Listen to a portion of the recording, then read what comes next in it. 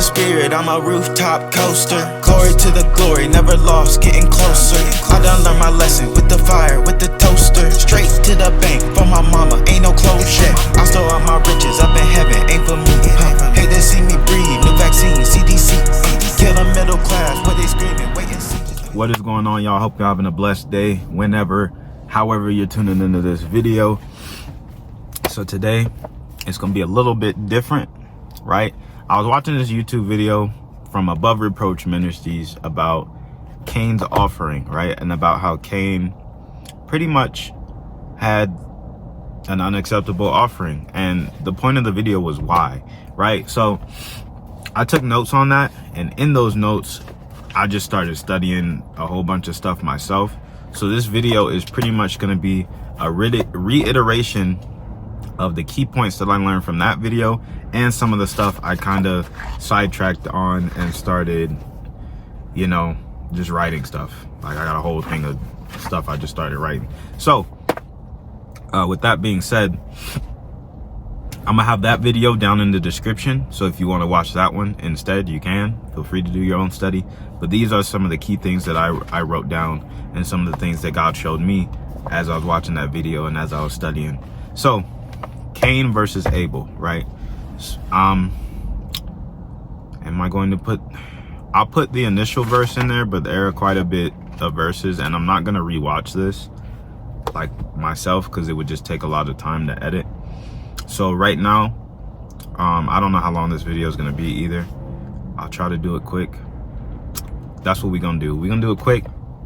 And so the first verse, if you need to slow it down, just play the video in 1.2 or 0.75 speed or something. But I'm gonna speed up my language because I don't want to have a 20-minute video. But if it happens, it happens. All right, enough yapping. So we're starting off Hebrews verse 11 and 4. So it says, or I put down. Oh, I don't have my. Yeah, I do. Sorry, y'all. This ain't gonna be as formatted as I thought it was gonna be. But we're going to Hebrews. I didn't write it down. And I want to read it to you. So pretend you're in my presence, literally, because I don't have anything prepared and I got to turn to my Bible. Sorry again. It doesn't help that I'm having trouble finding Hebrews right now. So Hebrews 11, verse 4, it says, by faith, Abel offered unto God a more excellent sacrifice than Cain, by which he obtained witness that he was righteous, God testifying of his gifts, and by it, he being dead yet speaketh. So, the key point that I wanted to point out here was that his gift was commended as righteous, right? One of the things Joseph says in his video is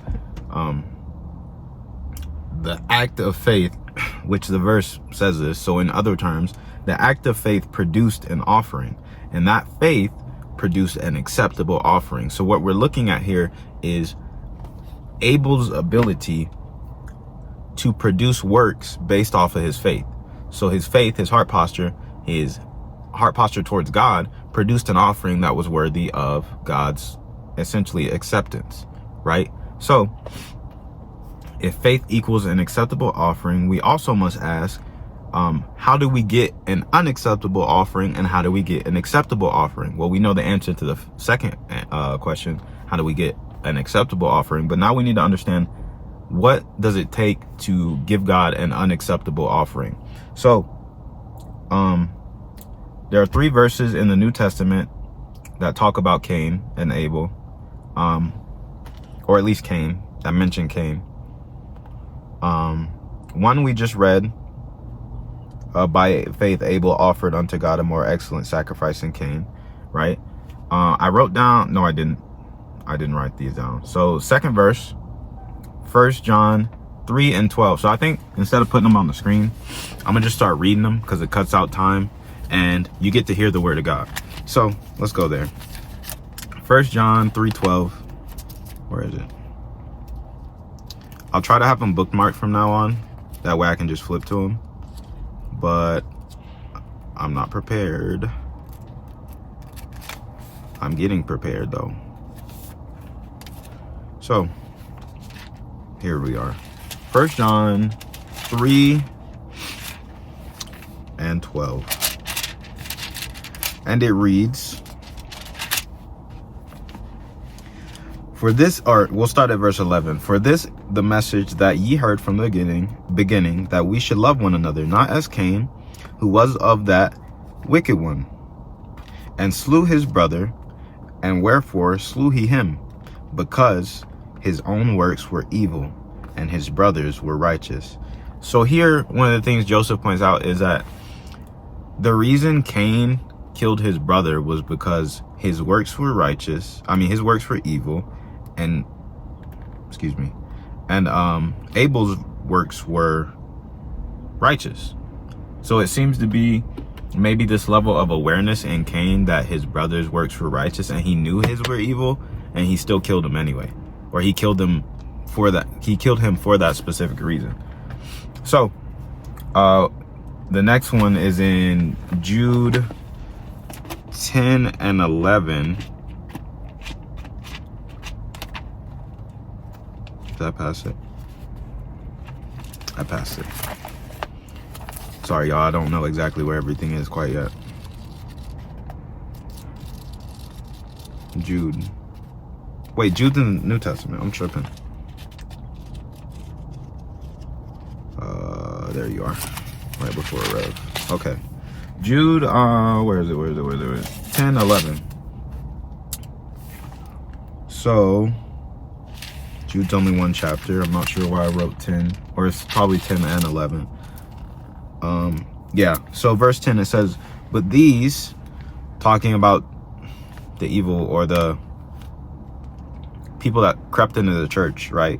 It says, but these speak evil of those things which they know not, but what they know naturally as brute beasts, in those things they corrupt themselves. Woe unto them, for they have gone in the way of Cain, and ran greedily after error of Balaam for reward. Now, I should have looked into Balaam too. I think I did one day, but I don't know where my notes are for that, so I'll probably do it again. But it says, and perished in the gainsaying of Kor. Now, Kor is short for, where is it? Korah, the son of Ishtar, right? If we go to, I think it was Kings. I don't remember where. I literally read the whole thing yesterday and forgot where it was. That's crazy. Numbers, that's what it was. Numbers. I believe 16. Yeah, 16. I flipped right to it. Sweet. We're not going to read all of that because it is long. It's very long. But long story short, Korah and Dathan, which are descendants of, he's descendant of somebody. I'm not sure. Don't remember. Sorry. If you want to know, go read Numbers 16. But long story short, in William's paraphrase, after Moses told the people they were not going to go into the promised land, but led them into the wilderness and gave them instructions for offering in case they sinned and etc. Korah and Dathan decided to unite together with all the men of renown, the people of known strength, right? And that basically came against Moses and Aaron and said, hey, you've gone too far. Basically saying that you're too harsh and the Lord is with these people and always agreed with their way, even though they just got chased out of the promised land that they were told that they were going to inherit.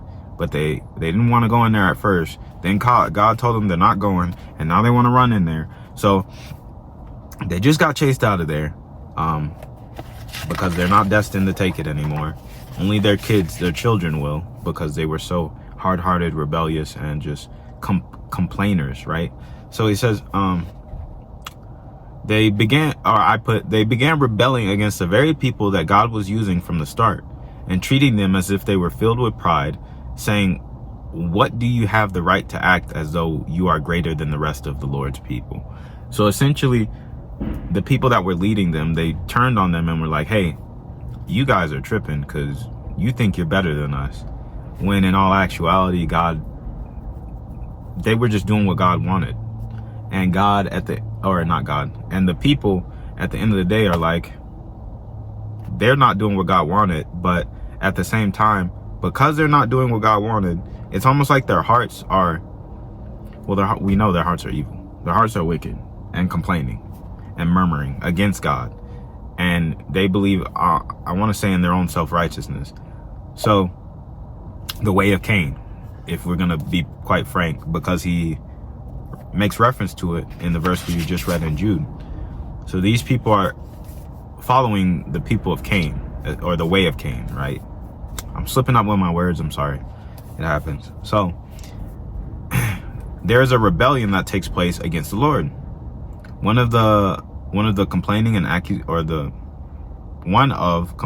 accusation against God and his people. So why did God reject Cain's offering? 1, faith, right? It says in what we just read in, where is it? What we just read in Hebrews, by faith, Abel offered a more excellent sacrifice. So we see that Cain did not have a faith that was worthy to produce a sacrifice that is acceptable, which we talked about at the beginning, right? He had human ambition / works tainted with sin, with a heart posture that was not right towards God. What we can also ask ourselves, like, what possibly was Cain thinking about when he sent this offering? Was he not thinking about God at all? Was he looking at Abel's offering and going, man, I want to be loved like that? Was he envying his brother? Was he envying the things that Abel had, right? And that's why he made a sacrifice, right? We don't know, because the Bible doesn't explicitly say. But I think all of those motives, the principle applies that if you envy someone else and you want what they have, you produce something that is not of God, right? Honestly, if you try to replicate someone else because you want what they have, you're not going to produce something as fruitful as what they produce, unless what they produce with other pride as well. So you'll just end up producing the same thing. But both offerings are an expression of their heart posture, of you produce what you are, essentially. Now, it's important to note that Cain's offering did not define his end destination, or even the offerings of his future. God was telling him that it could be fixed, right? So Cain had a way of escape, and we'll get to that in a minute in my final notes real quick. But I'm going to read this because I wrote this down, and I think it's really important that we listen to it. We're already 12 minutes in. Probably gonna stop at 15, 16-ish, but let's go. So it says, a lot of the time we focus on Cain's offering, but the offering was only a twig that broke the camel's back. And the offering wasn't what caused Cain's demise, but much like the offering, the heart posture of Cain plummeted him into demise and rebellion. And instead of cultivating a gift of sacrifice acceptable to God with the given warning, and obtaining the very thing he was wroth over or upset over, he chose to remove the thing that gave his sacrifice a bad name, right? Or remove the thing that gave his sacrifice a bad name. So instead of looking to fix his sacrifice, he looked to eliminate anything that caused his sacrifice to be bad. That's what I'm assuming, right? I don't see any other reason why he would eliminate his brother. I don't see why. Just hatred, pure hatred for creating something better than him. Pride, right? So he chose to remove the thing that gave his sacrifice a bad name, or so he thought. I believe that Cain wasn't just upset at Abel, but he was deep down upset at God. And by removing the thing and person that oppressed him, he would remove the barrier that prevented his sacrifice from being acceptable. Cain looked at Abel as the problem, and pride will cause the problem to be everywhere except within ourselves, keeping us blind to the issues of the mind that have not been renewed, a mind of a beast that puts no thought into growing oneself, but rather driven by instinct and whatever the eyes see in front of it. Y'all peep the English game. Your boy been working. Your boy been, all right, let me stop. Praise the Lord. But yeah, pretty much pride is what Cain had, in my personal opinion. We know pride is of the devil. It doesn't come from God. So just some end notes, and thank you, God, for Joseph and the work that he put in helping me get to this conclusion, and for putting out that video. His video is only like 30 minutes. Go watch it. It's really good. It explains half of the stuff that I just talked about.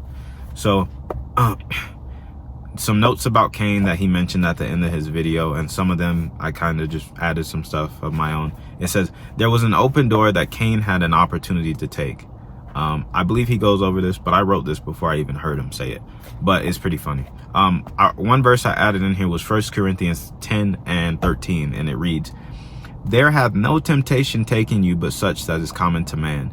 But God is faithful, who will not suffer you to be tempted above what you are able, but will with the temptation make a way to escape, that ye may be able to bear it. So I want us to also think about the crossroads of wisdom. And I read this verse like last week or something. Proverbs 8 and 2. Dang, now I gotta read it. My bad. Proverbs 8 and 2. Proverbs 8 and 2. Where you at? I saw Psalms.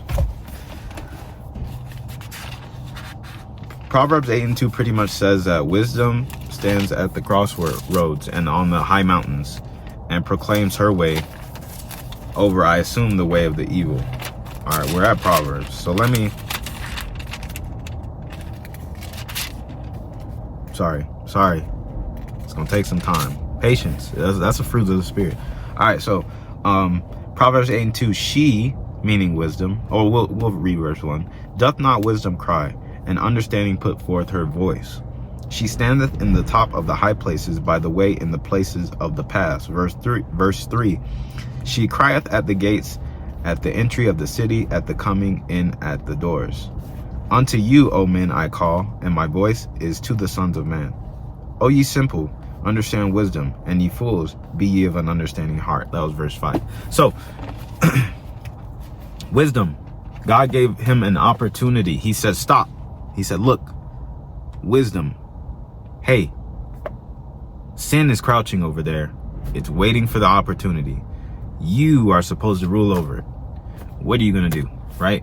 So, that's that crossroads. He has two choices to make. He can go this way. He can go this way. He chose not the way of wisdom.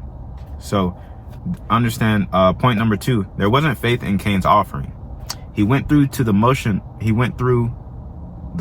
of offering the work, but lacked a heart posture and intentional commitment that a good sacrifice has. Right? Another point. As far as we know, Cain didn't talk to God on how to obtain a worthy sacrifice, or even he didn't even express himself and better understand God or his brother. Excuse me. Instead, by lack of his communication, his flesh arose and took the place of the voice of God, and sin came and took the place of the image of the Father. Right?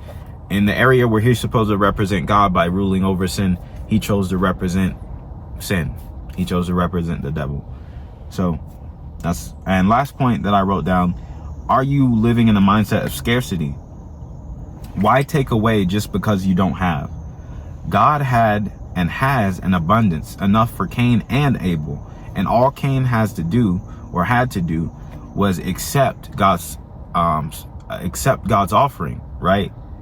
And go after what God wanted him to do, instead of destroying the very thing that God loved, or destroying the very thing that contrasted his sacrifice.